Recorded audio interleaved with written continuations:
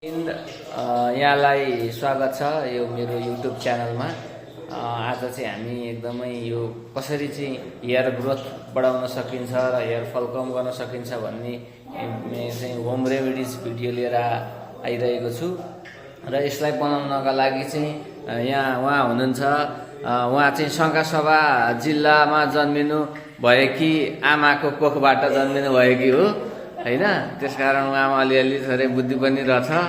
अनि त्यसकारण उहाँकै यो योजनामा चाहिँ हामी बनाउन गइरहेछौँ। अन्तिम समय हेरेर साथ दिनुहुन्छ भने अपेक्षासहित तल रहेको चाहिँ घन्टीको बटनमा क्लिक गर्नुहोला र लाइक बटन पनि थिच्नु होला। धन्यवाद। ल, कार्यक्रममा चाहिँ सघाउनका लागि तुलसा दिदी पनि आइपुग्नु भएको छ।